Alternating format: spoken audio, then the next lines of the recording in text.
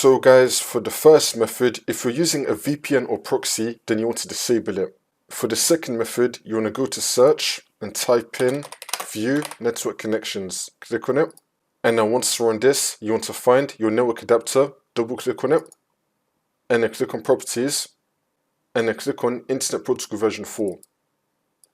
Now once this comes up, make sure that you have obtain an IP address automatically selected, and now under it, you want to select obtain DNS server address automatically. So you want to keep this on the default options like how it is on my computer. Now you want to click on OK. See if that works. For the last method, you want to go to search and type in CMD. Now you want to run it as administrator. And then click on yes.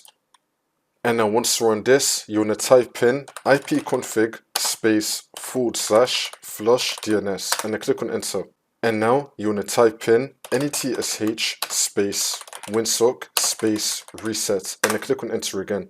Now you just want to restart your computer and this should now fix your problem.